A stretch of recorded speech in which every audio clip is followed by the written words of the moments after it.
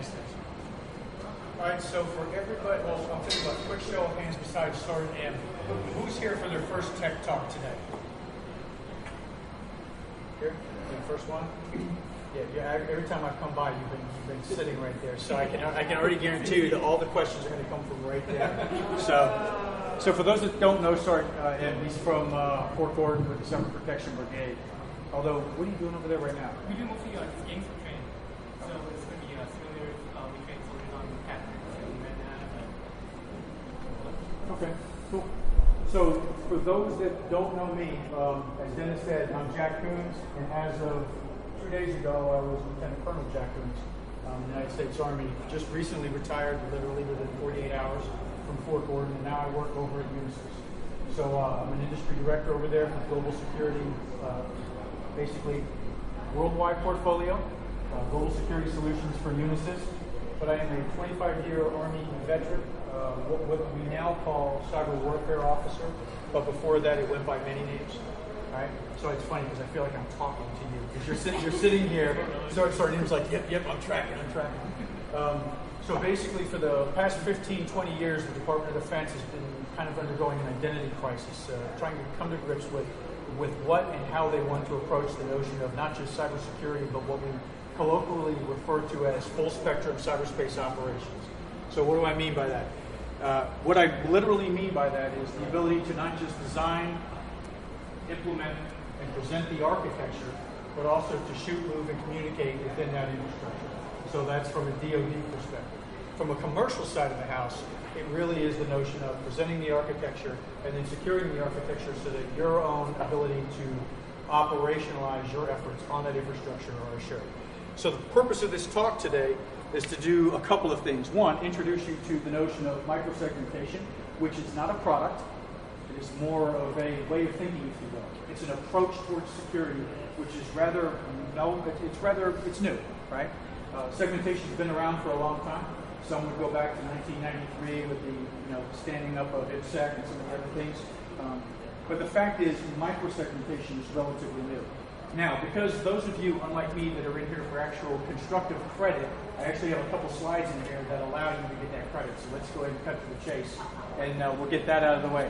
So the first two slides really tell you what I'm going to tell you, why I'm telling you, why it's important to you, why you want to listen to it, and then what I'm going to do there, if I'm successful, is I'm going to segue into what we, Unisys, bring to the fight. How can we help you do what you're trying to do? So, in a nutshell, let's start off with a couple of definitions. Who's new to the field of microsegmentation? Who here is that a new thing, right? So, if I were to say to you segmentation of a network, how would you explain that?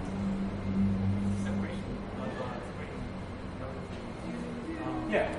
So literally, right? So whether it's physical or logical topologies, it's the literal separation of an enclave, if you will, a segment of the network, typically to ensure mission assurance. Right? So in microsegmentation, if we take that down a little bit further, if you think of the network as, for example, on a particular subnet, myself and Sergeant M, that's two nodes on the network. That's segmentation, right? Microsegmentation is the ability for me to have an individual atom inside of my body communicate with another respective atom inside of Sergeant M. Now, that's cool and that's sexy, but that's incredibly complex to try and do. In fact, that leads me into a couple, and I'm not going to read slides because I'm not very good at reading slides. Those are just up there so you get because Dennis is here. That's for Dennis so that he barcodes you and you get constructed free. I'm here working for you guys. But if you understand what I just said, it's relatively easy for me as a network administrator to make sure that Jack, what's your first name? Eric. See, I'm practicing being retired. It's relatively easy for me as a network administrator to talk to Sergeant M. And it's relatively easy for me to then say, Jack, I no longer want you to talk with Eric, I want you to talk to Sharon.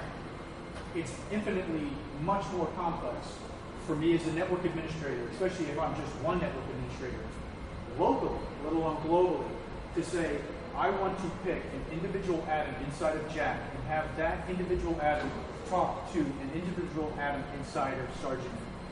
That's, in effect, what we're trying to do on a network. Now, the trick, and again, it's only recently that we've been able to do that, the trick is to be able to do that with the reliability, surety, and the scalability to do it on a worldwide, global basis. Right? That's magic, right? And that is what Unisys is now bringing to the fight, right? So, in a nutshell, the takeaway from this slide is a lot of things are driving us to this, right? Down here in the bottom, obviously migration to the cloud. Everybody's trying to move to the cloud in some form or fashion. The Internet of Things, everything is now being connected. And if you put 2 and 2 together, Internet of Things and the migration from IP version 4, which, depending on who you talk to, no longer exists, right? We flat out run out, right? The migration to IP version 6, where literally I can now barcode every one of those atoms in my body with its own unique identifier, right? Now we're talking about something, right? So to be able to do that, see, now we're starting to fill up the seats. Now all of a sudden people are going, hold on a second, let me hear it. So that's the magic of what we're trying to do. And at the end of the day, you add that with the fact that the traditional notion of perimeter security, I am not, if you're here at TechNet, you already understand what I'm talking to you about here. Perimeter security is dying. In fact, depending on who you talk to, it's already dead. Now, I will tell you my experience, and again, since 2001, the last 15, 16 years, I am not a defender.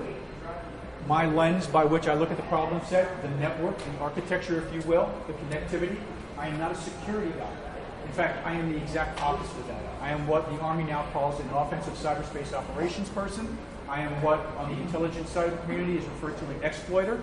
I look at the problem set and I try and figure out a way to exploit something that somebody else has taken a lot of time, money, and pain to make sure does not get breached, right?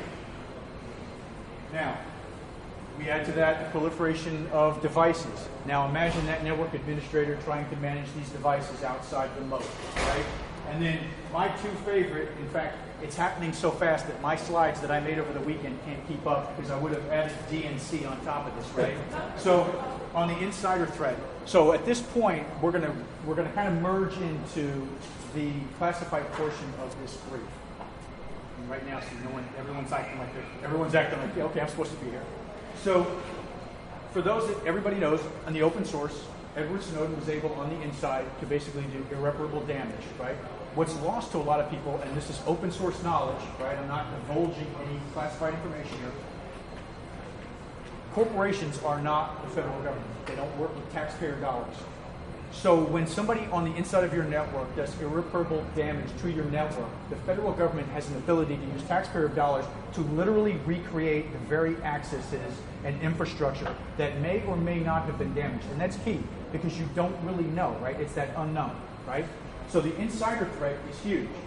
And obviously outsider threat, the ability to touch a network anywhere on that network, and then from there utilize lateral movement, east-west traffic, to move around, map, understand, do reconnaissance, and then posture for access and placement, hold a target at risk, and then from that position, leverage your effect. And your effect could be something as simple as beaking out data, or it could be actual physical damage.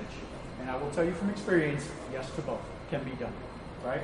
In fact, coming in this morning, I just heard that some of the stuff that we were recently doing a few months ago, it's now being talked at on NPR, right? They use words like cyber bomb, which still cracks me up, because they literally asked Admiral Rogers to explain what a cyber bomb was, and I will tell you he did a very bad job of trying to explain what a cyber bomb is, right? So when you say cyber bomb, think like denial of service. Think things like that, right? Before I go on, last one, sophistication of attack. The fact is, some of the leverage that we apply through DoD, and the same thing that adversaries are applying to the commercial sector, the sophistication level of the attack has increased to such a level that it's almost impossible for a network administrator or a security infrastructure to keep up with, right? So something has to change. Before we go on, any questions? All right? So we have about 1 hour to get through here, so let's go ahead and go to the next slide. So this is micro-segmentation. This is what Unisys does. Don't worry about reading all this. This is simply on a slide so that when you guys walk out of here, if you want a copy of these slides, I will provide them to you, and then you can look at these things and shoot me back an email, and we can have a further conversation. So let's just say that the conversation right now is beginning with this briefing. This is simply a placeholder, so I'm taking the notes for you. That's up there. We're going to get into the interesting things here. But at the end of the day, what I want you to take a look at it here is up here. You're going to hear a word. If you don't see it up there, stealth, right? Stealth, right? That's the solution set that Unisys is bringing to the problem set of network security, right? And coupled with micro-segmentation. Now, when we say micro-segmentation, I really want you to take away 3 key things. 1, isolate. 2, encrypt. And 3, after you've done those first 2 things, the last thing you want to do, and this is the sexy piece, cloak. So, anybody here a Star Trek fan? Well, usually in a crowd, the hands go up like this. I got 1 or 2 hands. This is sad. What's the magic that the Romulan warbird, bird of prey, brings to the fight? Cloaking, right? It's the ability to cloak, right? So, if I'm a network administrator, I'll be honest with you, I work for Unisys. What we're talking about exists out there right now. There are companies that do encryption. There are companies that do isolation. In fact, I will freely admit right now, microsegmentation, you Google that right now, you will hear VMware, you will hear Cisco, you will hear other companies that are doing it. But what is not happening right now is what I'm going to get ready to deep dive you guys on right now, is the ability to bring all 3 things together in one package, in one solution set that could be tailor fit for your practical application on the network. Again, isolate your network, encrypt your network, and then cloak your network. So the tagline you're going to hear is, you can't hack it if you can't see it. Now I'm really scared because now we got some real professionals showing up here. Melissa, no questions. You are not allowed to ask any questions. So, at the end of the day, this is it. I'm going to run you through the kill chain. Is everybody here familiar with the kill chain? Now I'm really getting nervous. No questions. You are not allowed to ask questions. People here, are you familiar with the kill chain? All right, so we got a slide that's going to talk to the kill chain. All the kill chain is, it's a logical representation. It's a process model by which an adversary will look at your network and try and figure out, how do I understand you? How do I break you down into components? And then how do I figure out problems within those components that are either self-induced or I can induce in them such that they cause instability, and by using that instability, I am able to gain a foothold into your network. Once I have access into your network, I can then begin mapping, I can then begin lateral movement, and I can then start understanding a lot more about your network than you do, right? If I, as a network administrator, responsible for security of my network, if I can prevent you from doing that, guess what? My job just got a lot easier. If I can automate that, guess what? I am free to now allocate resources to do other things, right? And at the end of the day, folks, we're not the government, right? It's a whole of government approach towards security because everybody in some form or fashion is touching mutually supportive networks, right? So it's all incumbent on all of us to be good stewards of that network. So, brings me to my next point. We're applying, in some cases, NSA Suite B, and in a lot of cases, AES 256 encryption. This is that encryption, right? The challenge with networks is that if I can grab your packet, I can understand your packet. I can understand header information. I can understand where it's going, why it's going, where it's coming from, and then I can start looking at content. If that thing is wrapped, it's a lot harder for me to do it, right? That's why encryption, self-explanatory. Down here in the bottom, this is what you get out of that increased security, right? And when I say DIMS, everybody, well, most people here should be, right? But you all understand when we talk about data at rest versus data in motion and why that's important. Does everybody understand why that pertains to this particular example? So, for example, you have a data center, you have a lot of data that sits at rest, right? That's a very lucrative target for me to get at, right? However, that's also, by corollary, relatively easy to protect because I know where my data sits and I can do a lot of things, both physical and network-wise, to protect that data. In fact, I can even take it offline. Although, everybody here understands the joke, right? Your air gap is my network latency, right? There is no such thing as an air gap. I will tell you right now, if you believe that you can protect something by air gapping it, I will also tell you that there's a way to get to things through the air. I will also tell you that it's actually being done, right? In an academic and research environment, right? So I'll caveat by saying that. So what you want to do is you want to protect that stuff that's very hard to protect, which is the data in motion. That's the key. The data in motion, a lot of these companies are now moving to that, obviously because of Snowden, right? So I am taking information from my data server that may be sitting in Utah, and I have a data farm that's sitting in Ireland for tax purposes. That data is going to transit en route through multiple hops, some of which undersea cable, some of them through the air. But the point is, it's in motion. That's where you want to capture it. If I can capture it, if I can redirect it, guess what? I now have your information, right? But if I can encrypt that data as well as while it's in rest and in motion, now you've got something. End-to-end encryption. That's what we're looking for. At the end of the day, on the commercial side, we're looking to do two things, right? We want to reduce your attack surface, and at the same time, reduce the audit surface. Why is that important? Because unlike DoD, who I'm not sure if they've passed a pure audit to this day, right? Commercial companies are legally held to a standard by which that compliance is a no-fail event, right? So if I have credit card information moving on my network, if I can segregate that from just normal care and feeding of my infrastructure, that's less that I have to audit, right? So it's incumbent upon me to kind of reduce that, right? So this is all the things that our stealth product is going to bring to that. Obviously, reduced cost, I'm not going to talk about reduced cost, that goes without saying. And here's another nice piece, it's identity-based. It's not infrastructure-based, right? Most of what we do today is infrastructure-based. I apply particular security protocols and patches and instances and deployments relative to the type of infrastructure that I'm using. What type of Cisco router am I using, i.e. what flavor of patch, what type, right? On the other side of the hat, as an exploiter, those are all very interesting things for me to know, right? Because you may have legacy information, you may have legacy artifacts, you may have legacy boxes sitting on there. You have something that's sitting in a box in a closet somewhere that no one even knows exists on a Visio diagram because some engineer had to plug it in to make something work. That's very important for me to know, right? So as I can tease those things out, I want to know those things, right? But again, it all feeds back to this notion of micro-segmentation.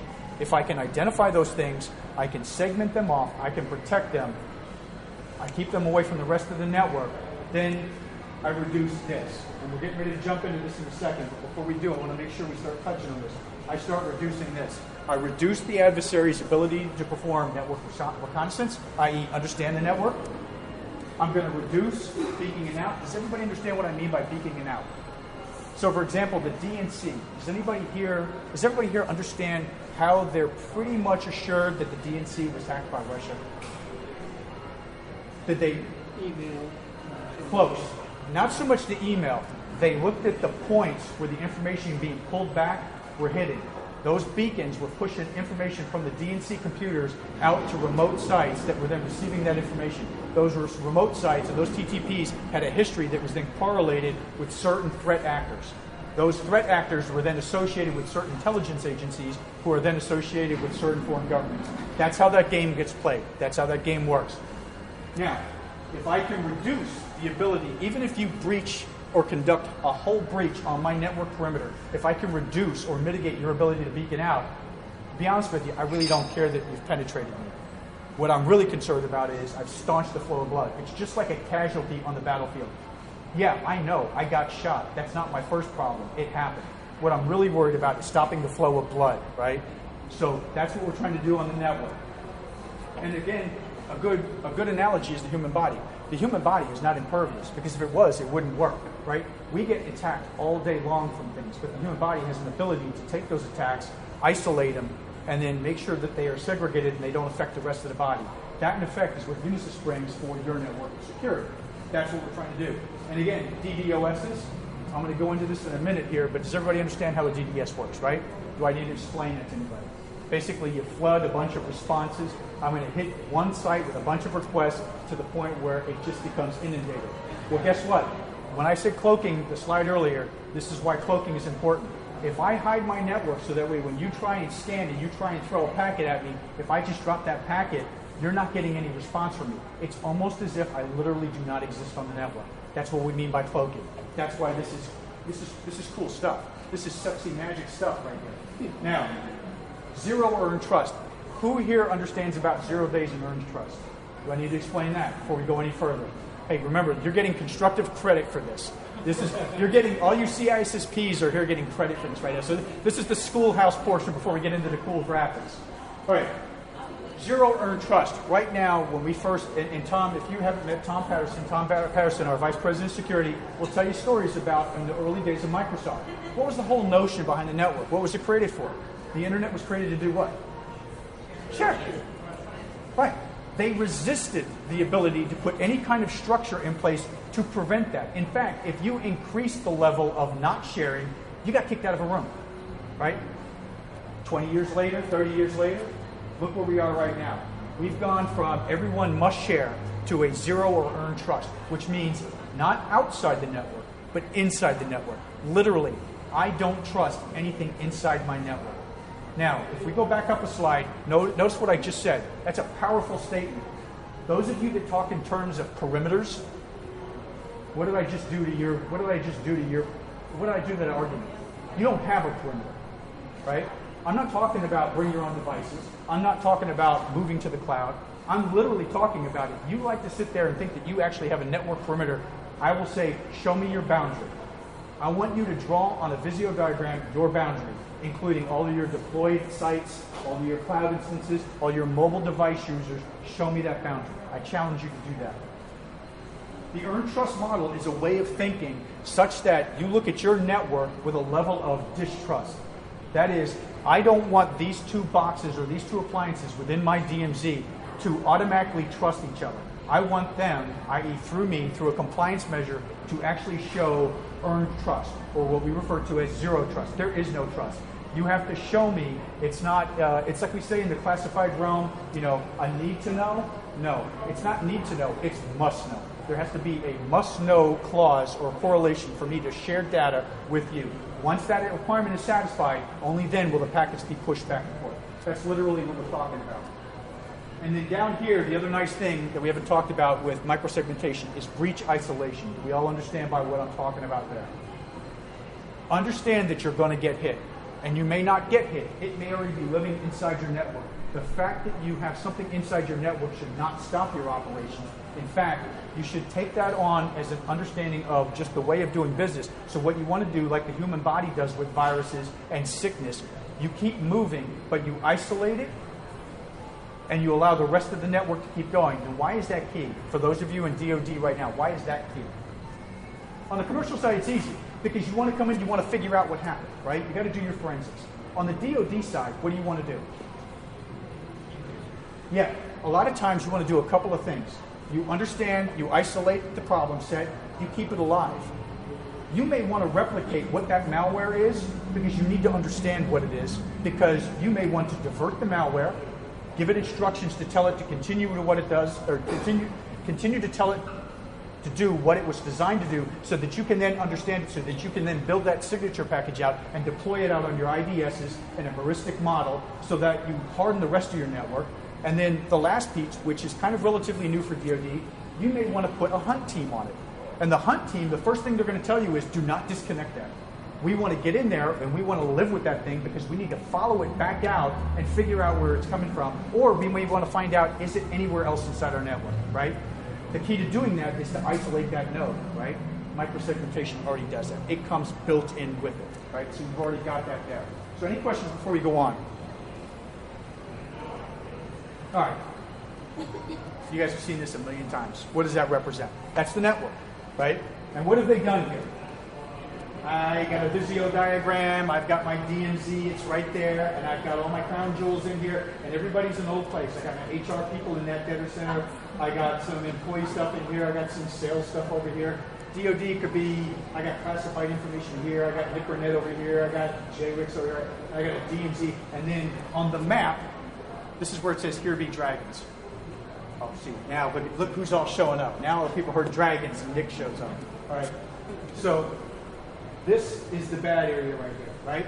That was probably good about 20 years ago, right? That's how we did it 20 years ago. And what's nice about that is I can understand my network, everybody's in there, and at night when it gets dark, I close the gate, all my horses are inside, all my knights are inside, and everybody's accounted for. That's not how we do business today, right?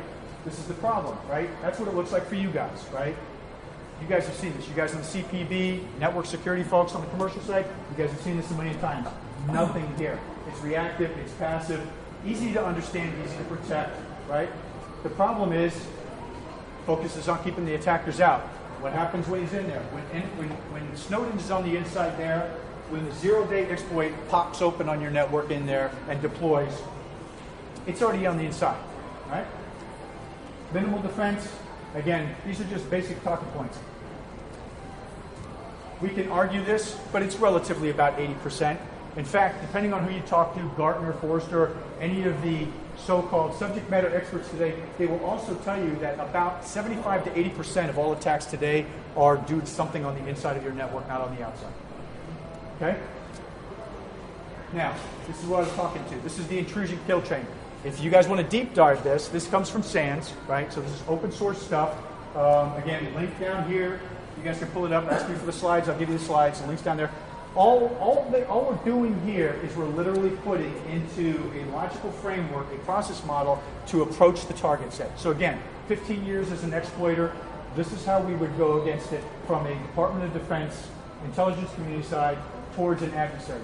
It's no different. We do reconnaissance, in fact, what's different in this than, say, the notional military way approach of attacking a target, right? You do your reconnaissance, and then you attack a target, right? With computers, it's a little bit different, right? You attack a target first to gain access. Once you're on the inside, then you do the reconnaissance. It's actually backwards, right? So it's a little bit different in our world. But at the end of the day, we do our reconnaissance, understand the target, we weaponize it based on that reconnaissance, we deliver the effect, we do the backhaul exploitation, and then you go down through here, right? Now, remember when I said exploitation, and we talked about all this stuff here? We talked about beacons, right? We want to get rid of the ability of the beacon to come in there and beacon back out, either to exfil or to answer the mail for further direction, right? We want to prevent that from happening, right? So one of the things that stealth does, does somebody have a question? No? So one of the things that stealth does is stealth has an ability to engage on a very low level, a micro level, hence the term micro-segmentation, right? At the packet level. I'm not talking about subnet, because right now most of your network security is done at a subnet level. We provide security compliance down to a certain level on the subnet, right? And then we say everything within that subnet is what? Trusted, right? Now, with microsegmentation, I'm talking packet. I'm talking the individual packet based on an identity is the level of security. And that security is ensured by, again, isolation, encryption, and then cloaking. So think about it from an insider's perspective. If I'm a Edward Snowden, and I'm going to keep using his name just because everyone is familiar, it's an easy frame of reference. What was the one thing that Edward Snowden had in his head that made him so dangerous? Access, obviously, we'll take that for granted. He had access because he used his stuff and other people's stuff. He had the ability to look around the network. He had the ability to basically do reconnaissance and pull things back, right? With a zero trust or earned trust model, that would never have happened, because the trust is based on the identity of the individual. And even if he had taken the creds and certs from another individual, he would have only assumed the roles assigned at the packet level by that individual, okay? That's huge, because you've automatically done what? You've minimized the damage, right? Now, understandably, what we're talking about probably could not have been delivered and deployed a few years ago, because the technology, the understanding, in fact, the threat. In fact, in a way, Snowden did a service to the community because he raised the level of awareness of what an insider threat could do at the macro level, right? And Unisys, through stealth, is able to deploy a solution set that basically mitigates everything that happened with him. That's on the insider threat. The outsider threat is already taken care of, because what's the first thing here? Who here, boy, it got really crowded in here all of a sudden. Who here is an exploiter? Who here does exploitation by trade? What's the first thing you do to a network when you're on the outside and you want to get on the inside? What's the first thing you do? Other than open source and try and figure out, what do? You want to scan, right? You just do open source scanning. I'm going to scan an IP range. I'm going to scan it. I'm going to see what's out there. It's like in the old days when we used to do the war dialing. Remember? I have this sequence of numbers to this sequence of numbers. I'm going to set it on automatic, and I'm just going to run through every phone number, and what am I going to wait to see what happens? What dial tone comes back to me? Do I get the dial tone that I'm looking for? And then I'll log that dial tone, and then what happens? Later on, I come back into those dial tones only, and I now start scoping this thing down, right? With stealth, you can scan the IP range all you want. You're not going to get an answer back, right? No one's going to pick up the phone, right? There is no handshake that's going to occur at the network level when I run my scan to say, you, this is me, I would like to talk to you. I'm not even going to say, I'm busy right now, call back later, or I'm not even going to say, who are you? I'm literally just going to stand there and like judo, it's like network judo. You're going to scan my IP range, and I'm simply going to go like this. And that packet is going to get dropped out in the ether. It's as if I don't exist. Now, that's huge. That right there will mitigate many, if not all, of that process model right there. Right? Network segmentation.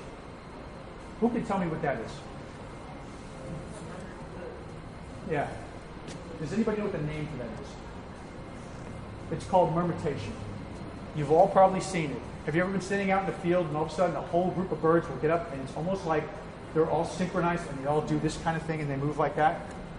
This is what microsegmentation looks like in nature. So what we in Unisys are doing at the network level may seem cool, novel, it may seem interesting. Nature's been doing this for a long time, right? Each one of these birds is an individual packet. They're all part of a particular subnet, they're all part of an IP range, and they're all part of data in motion that is moving towards a common goal. And if you've ever seen microsegmentation when it occurs, it's almost as if there's like this C2 model that's happening. The birds are all moving. They're not hitting each other. They're all moving towards a common destination, right? It's actually beautiful to watch. And again, for those of you that are geeking out like I am, you kind of get emotional when you see it because you're like, I would love for my network to look like that, right? But it doesn't happen. So I'm going to show you what it looks like when Unisys applies stealth to the network. This is what it looks like.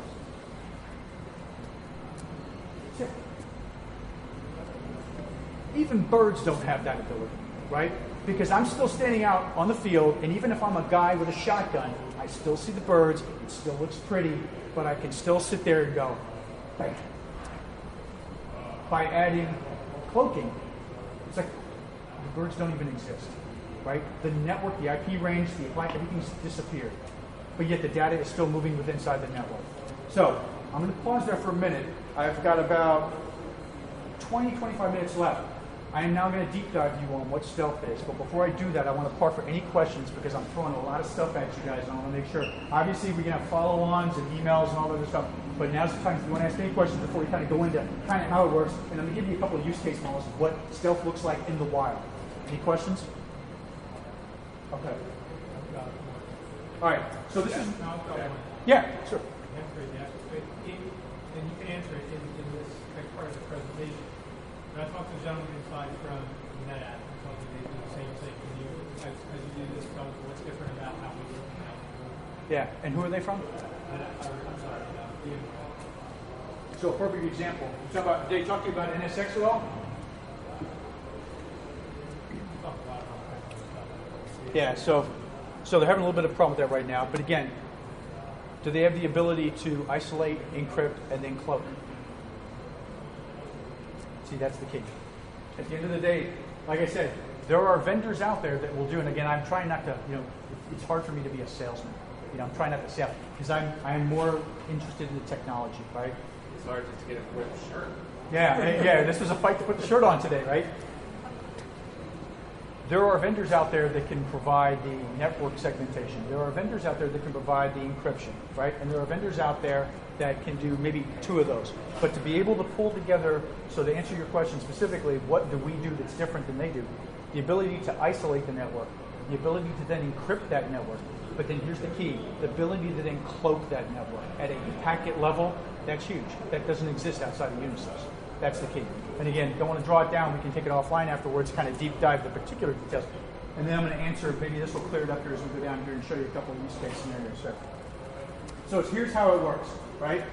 So here's your network. This is just high-level stuff, right? So we're talking micro-level stuff here. Here's your subnet. This is all trusted inside the subnet. Remember, all we're doing is refreshing what we talked about. Now we're not trusting anything inside the subnet. Everything has an earned trust model. Everything is zero trust. So I am now assigning a relationship here. So one of the things that Unisys does, and they're probably going to do the same thing too, is we're going to overlay everything I just told you on top of existing network administrator tools. So we're already working in conjunction with those roles and those correlations and those permissions that are assigned by Active Directory, your CAT card, PCAT, all that stuff, right? So it works in conjunction with that, right? So the network administrator can do that.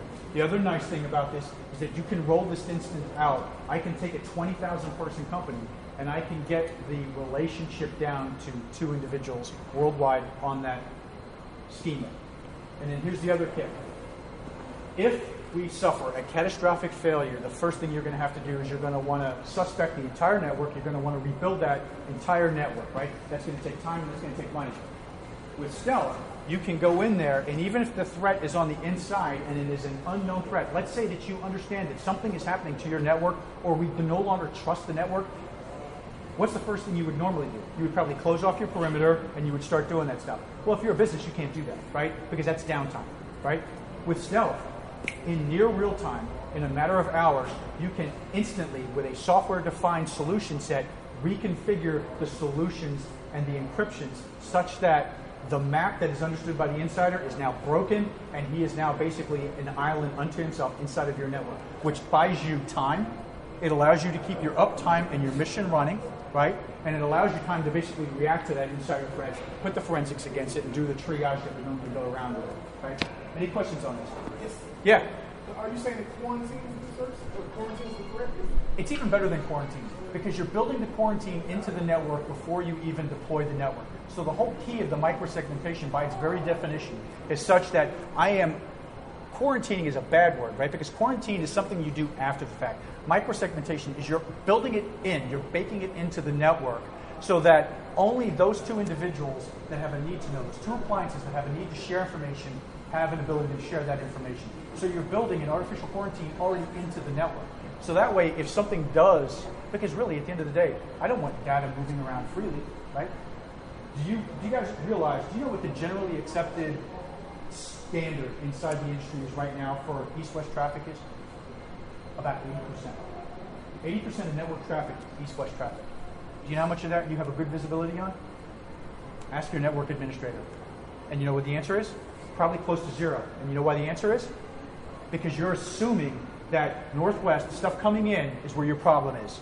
You are taking for granted that your network is secure and that 80% of your network traffic is free-range chicken. Those IPs are moving all over the place, right? And by IPs, it's a joke, right? So it's called intellectual property and IP. It works in this crowd. You guys are killing me. No one's laughing. And it must be time to finish this thing up. But those packets are moving at will inside your network, right? The network administrator does not have, and number one, he doesn't have the ability to look at it. Number two, he's worried about other things. He's worried about that outsider threat, right? 80% of your data center traffic, east-west traffic, 80%, right? So if the insider threat is inside, so think about it. Your insider threat is inside the house moving around with 80% of your data and you have no visibility on it. You want quarantines on that thing. You're going to wish you had a quarantine. You wish you had microsegmentation before you even began the deployment of your network, right? So any other questions? PCI, that may be a new thing here for the DoD folks. PCI, it's a compliance issue that you have on the outside world with the commercial side. You know, credit card information, a lot of your financial transactions and stuff like that. They go through a fairly rigorous compliance and audit, if you will, right? And that's what this thing here speaks to. This speaks to the ability to reduce the amount of space that has to be audited, which is a good thing, right? We all want to reduce the amount of work we have to do, right? So you're reducing the attack surface to this. So the attack surface goes from that to that, and then we get it to the point where that's inside the network to the outside of the network, and even on the inside of the network, once you do that, it then disappears. So even if you're on the inside of the network, it doesn't matter, inside or outside the network, that disappears. You're not able to do the mapping. You're not able to do the network reconnaissance. In fact, in the sake of time, because I'm getting kind of excited here, let's back up for a second. A key part of this is what? Reconnaissance, right? And a lot of times, when the adversary comes at your network, do you think they go exactly where they want to go first? A lot of times they don't even know what they want to go after, right? What they do is they target the least common denominator of your network. The guy or girl in Starbucks with a laptop. The deployed...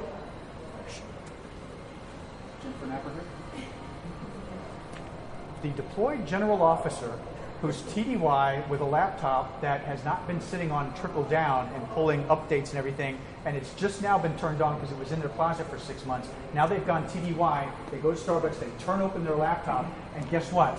Woof. And if I'm an adversary, if I'm an APT, Advanced Persistent Threat, I don't need it today. I don't need it tomorrow. I'm just going to let that laptop work its way back into the network, and at some point in the future, like Mafia rules, I will wait for that beacon to go bloop, and I'll go, that beacon is now alive, it's now asking for instructions. You're compromised, right? Microsegmentation, I'm going to go through here in a minute. Again, that's on the outside, right? On the inside, the insider threat of the network, You don't have an ability to do this. This reconnaissance is mitigated. There's no ability to map the network. If you can't map the network, what can't you do? You can't understand what appliance you're looking at. If you don't understand the appliance, I don't understand what's the other thing you're going to do to the appliance. You're going to run a scan. What type of patch? What make? What model? What patch? What everything. And then I'm going to, because most people are lazy, I'm going to go to Google and I'm going to download whatever script I can find out there to apply to exploit that patch. And now I'm going to get a little bit further, because it's literally just knocking down walls, right? But if I can't even see what the network is, how do I weaponize? I can never get out of reconnaissance mode. And you know what? At the end of the day, whether I'm DoD or commercial, I'm okay with that. If I keep the adversary in a purely reconnaissance mode, that's fine for me. They never get into weaponization, because what happens when you're in reconnaissance mode? What's the golden rule of reconnaissance? Keep it quiet, right? Only do enough to get what you need to get in, because the more reconnaissance you do, the more noise you make, the larger you increase your footprint. And as long as I'm cloaked and you're increasing your footprint, that's good for me, because you'll get caught, right? So again, I'm going to skip through here because I only have an hour and I don't want to get too caught up in this. All right, cost avoidance. Okay, we've already talked about it. The big thing here is reduction and mitigation of costs, right? Right now, a lot of folks, the majority of all commercial and DoD, spend most of their time understanding the network and then deploying those resources, those IDSs, those sensors out on the perimeter of their, as I know it, boundary. That's where the majority of it goes, right? By doing this, it frees up a lot of those costs to be reapplied to other things, right? And again, we're going to cut through here real quick. Stealth is easy to operate and maintain. What I'm going to tell you, though, and I freely admit this because I've been playing around with stealth for a while, the deploy stealth, I can come into your office right now. Technically not me. I would actually bring a very smart individual with me. But I can bring one of the engineers in. We can deploy stealth on any network in about a few hours. But the secret sauce to stealth is not the deployment. It's not the ability to integrate with any platform, which you can. The secret sauce is the understanding of the communities of interest, right? So as I spoke to Sarnim, as I spoke to him earlier, it's the ability to understand what relationships you want inside your network that you want to communicate, and how do you want them to communicate, right? And that's another key thing that Unisys would bring to the table, is that it's not a product, it's a relationship, right? It's the ability for our team to help your team understand what your network looks like, because that changes on a daily basis, and that's key. You want to understand what that looks like, because as you understand and develop future, more refined relationships, that increases your security, because the level of microsegmentation starts to reduce your attack surface to smaller and smaller levels. Ultimately getting to that point where, like I said, I can take 100, 200, 20,000 person company, and I can make relationships down to 1 or 2 individuals back and forth.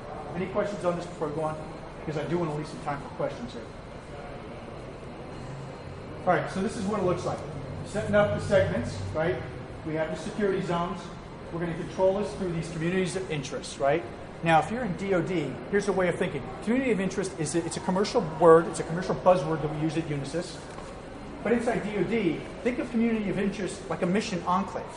Think of it like SIPRNet to NIPRNet. Think of it like coalition partner. So let's say, if you're familiar with BICES, who's here familiar with BICES? Yeah.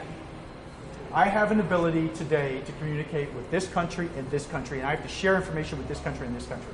This country gets popped. The Secretary of Defense says, I don't care. This country just got attacked by terrorists. So you guys, you need to share information with that country. Well, guess what? These 2 countries want to go to war with each other. So now the United States has to figure out a way to share information with you, and also share information with you, even though I know that you 2 are going to go at odds with it. So how do we do that right now? We already do it. How do we do it right now?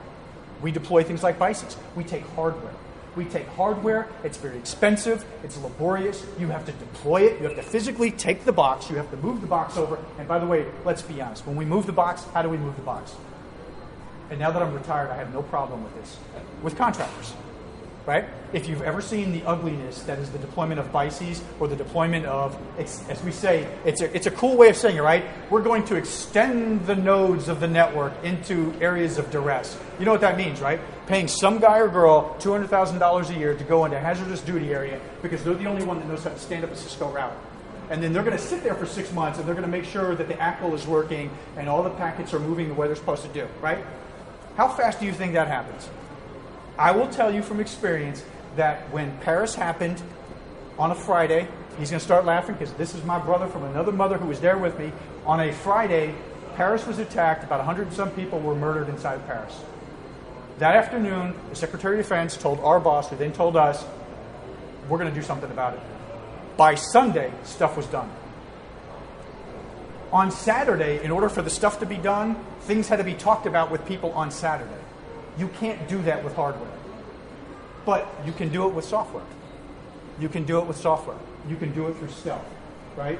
I wish we had stealth, right? They give you, and more importantly, I can turn it on and I can turn it off. Once I turn it on, the digits are flowing, the data is moving, and once I say the drama is over, I can turn it off. You know who's doing this right now? Think about it. Casinos. Casinos do this right now.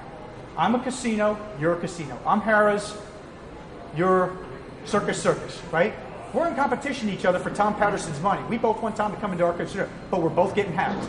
So somehow you and I, who hate each other, we have to share information on hacking to a certain level so that we both keep in business and not lose money, but still compete with Tom. Think about how crazy that is. So we have to share information. So that's happening right now, right? Stealth. Perfect example of stuff. Banking is another example of this, right? In DoD, we do it now. We just call it coalition partnering, right? You go to Afghanistan, everyone's got to share information. And then again, the way you get around this, encryption, certified cryptography. I'm going to tell you at the end of the day, the only thing that works is that.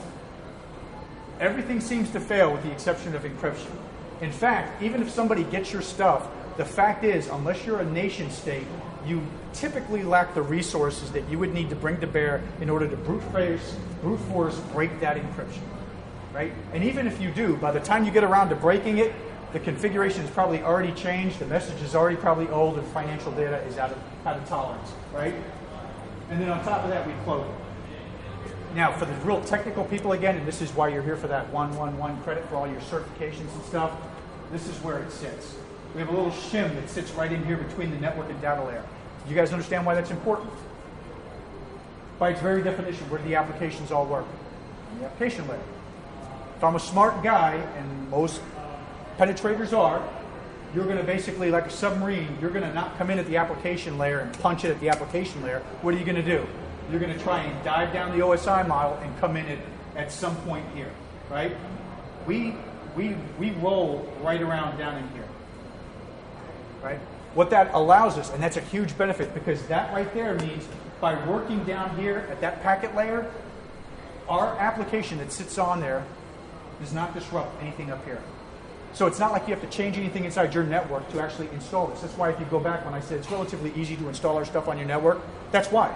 Because we're not going to come in and have you create a whole bunch of change configuration or configuration management changes, all these change requests to your applications. Another nice thing that we do, by the way, that Unisys has, us versus them. Okay? When we deploy, we're not asking you to make changes drastically across your network. You keep your stuff running. Our stuff gets put in down here. And there you go. Dennis, everyone gets their credit now for CISSP, Net Plus, and all that other stuff. Yeah. Question? Yeah, go ahead. Okay, here we go. For those that don't know his background, PhD, Georgia Tech. This is the guy you always are afraid is going to show up into your presentation because you are not supposed to ask that question. Yeah. So does everybody understand MAC addresses? And no, it doesn't mean we're working with Apple products.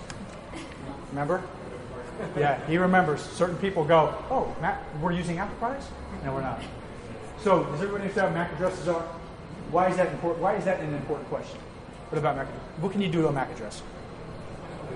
You can spoof a MAC address, right? So there are ways to change MAC address, right? But to your point, I'm going to throw back at you the cloaking thing, right? So again, here's a perfect example. In order to understand the MAC address, what do you have to do?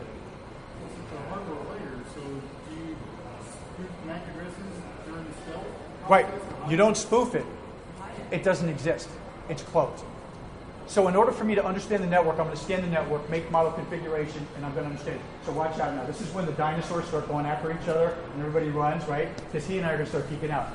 But what we try and do, and that's why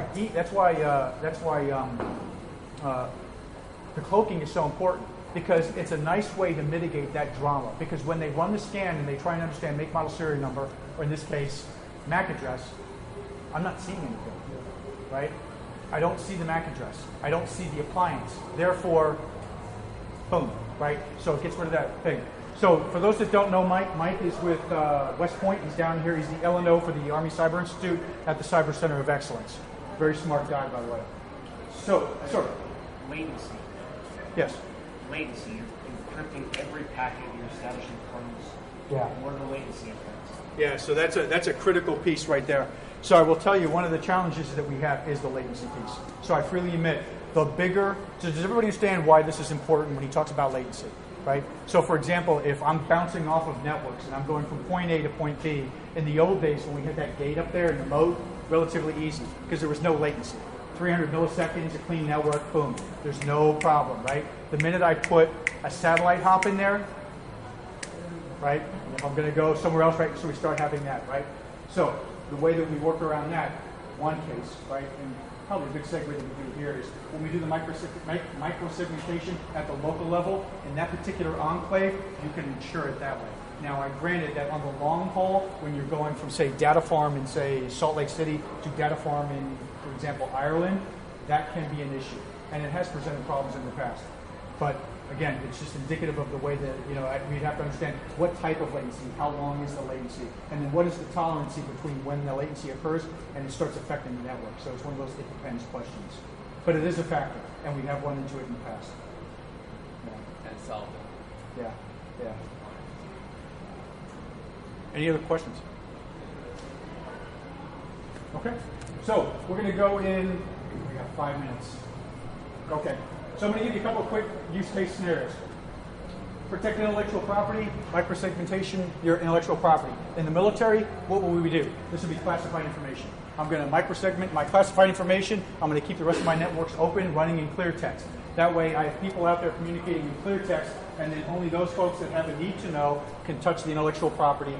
For example, classified information, war plans, that kind of stuff. Relatively self-explanatory. Commercial side, and I apologize for speeding up because we only have an hour to talk about it. This would be financial information. If I'm looking at compliance issues, I don't want my financial information touching my intellectual property, touching my normal infrastructure that's enabling my deployed sales force, right? It reduces my attack surface and reduces my compliance surface. That's one example. Another one here, this is, does everybody understand what EOL is? End of life. In the military, this is critical, right? Let's say you have an ATM that's running XP. Let's say you're in DoD and you're still running Windows 7, right? You have legacy pieces of boxes, architecture, appliances. They're never receiving those patches anymore. They're no longer supported. The minute something is no longer supported, it's out of tolerance, it becomes a viable target. So what you can do with microsegmentation, you basically, microsegment that particular end of life, that box, right? And you protect it, right, from the rest of the network. Now, I will say this, though. This is a conversation between, for example, Unisys and the customer. Because, again, this goes back to the latency, right? It's a depends. Because if I sit down with you as the owner of the network and I say, show me the Visio diagram of everything you have, do you know what kind of an interesting question that becomes with those people? And a lot of times they don't like to say, I don't really have full cognizance of my own network. Or you hear the story, yeah, these dudes over there at the enclave down the street, they're always adding boxes that I don't know about, and now I've got... So that becomes an interesting conversation, right? But the nice thing about stealth, again, differentiates from the customer, we are able to scale that out. So you put stealth on, say, your crown jewel, your mission essential piece of equipment, your one data center that you don't want to be breached. And then from there, you can, through software-defined networking, migrate that out. So as you start to understand where those relationships are, where those other hidden crown jewels are, you can start to segment those out, further segmenting them. And again, without any kind of drama to the application level. And then here's mission enclaves like I was talking about. For the commercial side, right, so this is, let's put it this way. For you guys, you know what that is? That's Afghanistan. This is coalition partnering. This is one network that has classified information, it has Dutch information sharing, French information sharing, Australian information sharing, US-owned network, right? All on one network that is able to move around on that same network, right? That's really what that is, and that's what we mean by mission enclaves. And then mobile. This is the new normal, right? This is everybody sitting up in the cloud, and now we've got mobile. The nice thing about this is I don't have to have stealth on your mobile device. Another thing that differentiates us. You have stealth inside your network.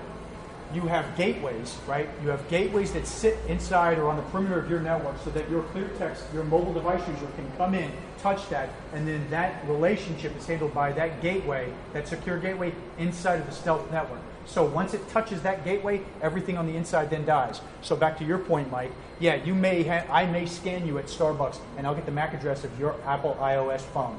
I got it. I'm going to pop you and I'm going to compromise that. But the minute your Apple iOS touches that secure gateway, everything from that gateway back disappears. It's almost like I've stopped you at the modem, right? Now, granted, you may continue to do, it's like the black hole, right? We didn't discover black holes because we saw a black hole. Everybody understand how we found a black hole? You notice perturbations in space around where nothing was, and they went, there's got to be something there. Yeah, at the end of the day, it's not perfect, right? I'm going to notice there's a lot of traffic moving around a certain area, but the fact is, if I have a bunch of sharks swimming around the outside of my network, I still have sharks out there, they're not inside my network. That's a good thing at the end of the day, right? Ready for government. This is key. This just happened basically this month. We received two key considerations. One, NIAP approval, and the other is the CSFC. CSFC, a lot of people aren't familiar with it. Basically what it means is it allows us to place our stuff on-site of classified solutions inside of, for example, the intelligence agency. So NSA owns that relationship. They allow us to now work with other classified systems integrators to put stealth in there. For example, let's say you have back to your point of latency. Let's say you have a data center here, you have a data center here, and they're in two parts of the world, right? Stealth is not going to encrypt that data center because it's handled by a particular agency. Stealth may not encrypt that data center. You know what we're going to encrypt? The tunnel going between the two of them with data in motion, right? And then you work through the latency issues there and we'll own that problem set. And then NIAP, again, we received that. And then, matter of fact, in 2 days, we're going to be down with CENTCOM, working with CENTCOM to get stealth installed on a sandbox down there inside their enclave, working with SAIC as a system integrator for CENTCOM as part of a larger deployment potential out into the combatant commands. And I am really crunching through here. Why consider stealth? Boom, boom, and I hit my time mark right on the money. All right, I apologize. We ran out of time. See, it was cool when only 3 of you guys were sitting in the chairs and then everybody showed up and I started getting. So any questions there before? Because I don't want to take up time for the group coming in. I go if I can ask Okay. Yeah, if you could just hold, I have one thing I do want to make sure before I run out of time. At your seats right now, at 5 o'clock, Unisys has got a walking tour of all the nice high-tech facilities here inside the Augusta area. There's also going to be a trolley. Yeah, there's going to be a trolley associated with it, but it's a walking tour with a trolley there for all you people that, like me, that are going to start sweating bullets, right? That's going to go. You're going to hit all the high points here of all the emerging high-tech here inside of the Augusta footprint right down here in this area. And then right after that, it's going to drop you off at our facility right down the street here, 2 blocks from here on 7th Street. There's going to be a jazz band, hors d'oeuvres, light refreshments, and we can talk further if you want to deep dive some of the stuff we talked about here. Because now that I'm not at the Whitewall building, I can talk on the Riverwalk outside with a jazz band playing about this stuff. So shut up there. I wanted to make sure I got that plug out. Now, any questions before Dennis puts the hook around my neck? I mean, there are reasons why things inside of your network would want to get MAC addresses. They don't know the direction of the network, right? That's what switching, layer 2 switching works. Yeah. Do you differentiate between things inside the network that are looking around your network for responses and things that are out in the cloaking idea? Yeah. I mean, how do you stop? I mean, you can't cloak internally also because nothing will know where anything is. Yeah, that's why where we sit inside that OSI model, that's why that shim sits where it does. So it doesn't interfere with that switching, so that can still happen. So you can still, I can still be a network administrator. And again, I will share with you a little dirty laundry. As a network administrator, if I get popped, right, Harry Potter, right? So one of the things Tom asked me to do, take a look at this thing. Tell me, how would you pop that? Harry Potter. What do they do in Harry Potter? Anybody know what the Marauder map is? Yeah. What does the Marauder map do? Shows you where everybody is. Yeah. That's got to sit somewhere inside that network. So if I'm a smart guy and I want to attack this thing, what do you think I'm going to go after? The map. Because I may not be able to see your network, but if I can figure out who owns that network, right? So if you've heard looking over somebody's shoulder, fourth party, right? And a lot of times people get careless, right? I may have that map sitting on my laptop. So while my network is hidden the actual map because I don't get paid enough by Tom. So when I go home on my Unisys box at home, I may have that map. I may have that information on my network. So all of those things still happen, right? But this is why it's critical, because once you get inside the network, I'm going to assume you're going to get inside the network. But what I'm going to prevent you to do is get back out of the network. So the Marauder map gets you inside, but guess what? Like a Roach Motel, stealth is not going to let you get back outside. So anyway. And again, I apologize. I am now eating into the next person here. I apologize. Anyone else? Well, I tell you, we can take this offline. I want to make sure the other guy gets time set up.